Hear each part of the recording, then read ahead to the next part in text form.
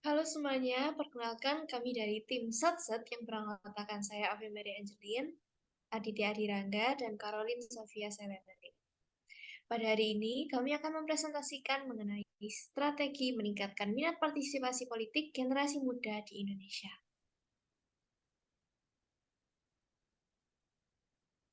Yang pertama, mengapa hal ini merupakan hal yang penting untuk dibahas? Alasannya karena generasi muda merupakan penerus bangsa. Artinya, nasib bangsa ke depannya ada di tangan generasi muda. Lalu pemilu di tahun 2024 membutuhkan partisipasi masyarakat, terutama generasi muda. Ini artinya generasi muda harus aktif berpartisipasi politik untuk menyukseskan pemilu tahun 2024 dan menentukan nasib bangsa. Terakhir, tingkat kepercayaan generasi muda terhadap partai politik masih rendah. Oleh karena itu, kami ingin mengetahui strategi meningkatkan minat partisipasi politik generasi muda dan bagaimana generasi muda ini dapat percaya terhadap partai politik.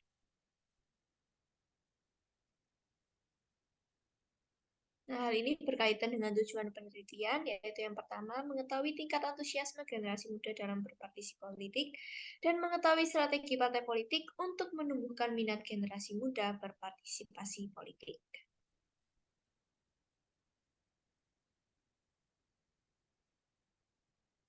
Manfaat dari penelitian ini adalah bagi kami sendiri menambah wawasan mengenai keadaan politik di Indonesia, menambah wawasan mengenai faktor yang mempengaruhi partisipasi politik, dan meningkatkan keterampilan berpikir kritis.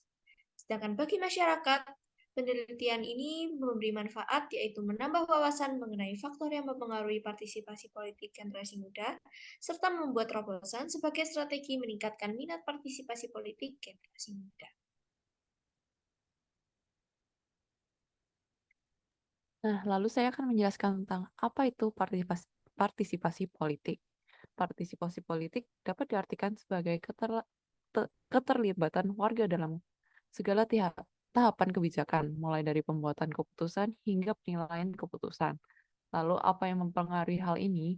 Yang mempengaruhi hal ini adalah korupsi aktor-aktor politik. Dan kedua adalah faktor sosial ekonomi, di mana kita harus mendapatkan pendidikan yang lebih untuk mendapatkan pengetahuan tentang politik di Indonesia. Lalu ada faktor sistem politik di mana banyak partai-partai hanya menjanjikan dan tidak merealisasikan. Lalu kami membuat survei tentang apakah generasi muda sekarang tertarik dengan politik. Dalam hasil survei kita mendapatkan 42 responden dengan umur 16 hingga 18 tahun sebanyak 64,3%, 19 hingga 21 tahun sebanyak 19%, dan 21 tahun ke atas sebanyak 16,7%. Pertanyaannya adalah, apakah Anda antusias mengikuti pemilu? Dan kebanyakan dari responden kita mengatakan bahwa mereka antusias untuk mengikuti pemilu. Pertanyaan kedua adalah, apakah Anda tertarik untuk diajak membahas tentang partai politik di Indonesia? Sebagian besar dari mereka tidak tertarik untuk membahas partai politik di Indonesia.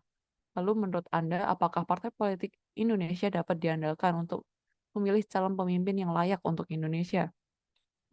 Sebagian besar dari mereka menjawab cukup layak untuk memilih. Lalu ada, jika Anda menemukan podcast tentang partai politik di Indonesia, apakah kalian tertarik untuk menonton? Dan jawabannya, sebagian besar dari mereka tidak tertarik. Dan yang terakhir adalah, apakah Anda tertarik terlibat dalam partai politik di Indonesia?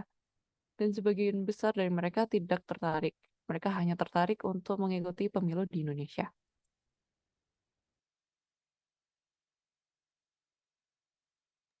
Selanjutnya, apakah generasi muda sekarang percaya dengan partai politik di Indonesia? Jawabannya adalah kurang. Karena menurut data yang diperoleh dari Survei Indikator Politik Indonesia yang dirilis pada Senin 11 Juli tahun 2022, tingkat kepercayaan masyarakat secara umum terhadap partai politik berada di titik paling rendah dibandingkan dengan institusi negara lainnya, di mana partai politik hanya memperoleh kepercayaan sebesar 56,6%, bahkan di bawah institusi DPR. Dan juga menurut survei yang berbeda dari Indikator Politik Indonesia, pada tahun sebelumnya yaitu 2021 terhadap minat generasi muda terhadap partai politik hanya memperoleh hasil 32,67% generasi muda yang percaya terhadap partai politik di Indonesia.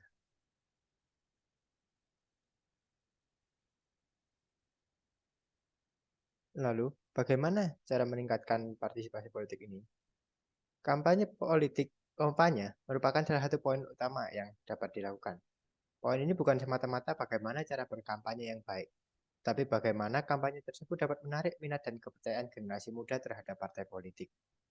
Contoh berhasil dari metode kampanye yang menarik minat generasi muda ada pada PSI pada kampanyenya tahun 2019, di mana PSI berhasil membuat kampanye yang sebelumnya terkesan kaku menjadi lebih fleksibel dengan video-video atau bentuk kampanye yang terkesan nyeleneh.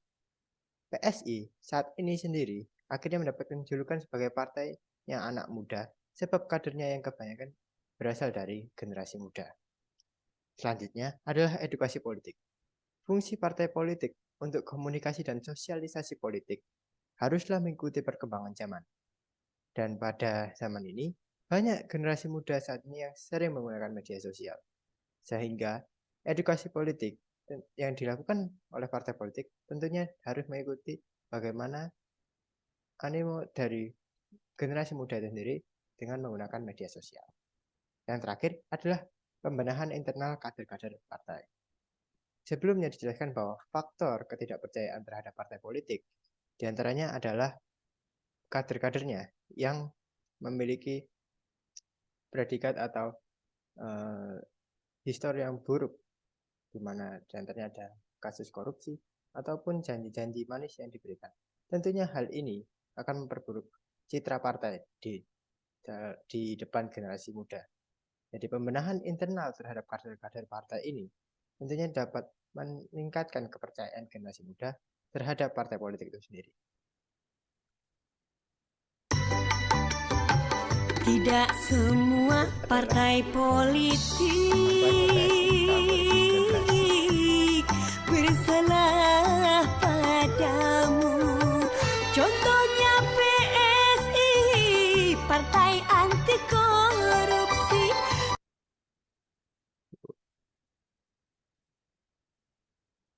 Selanjutnya adalah edukasi politik melalui sosial media.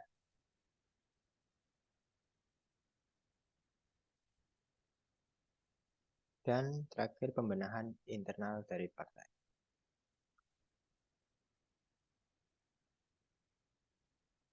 Lalu, apa harapan kami untuk partai politik di Indonesia? Tentunya, pada pemilu 2024 mendatang, akan banyak generasi muda yang memilih dan menentukan nasib bangsa. Namun, kepercayaan generasi muda terhadap partai politik nampaknya masih rendah, hingga dapat mempengaruhi partisipasi politik generasi muda di Indonesia.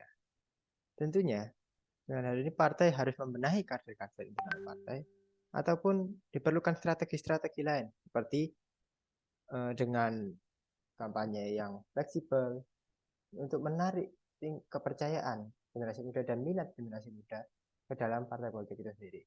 Dan juga kader-kadernya, kader-kader internal partai, memastikan bahwa kader-kadernya menepati janji kampanye, yang dengan begitu citra partai di mata generasi muda akan semakin membaik.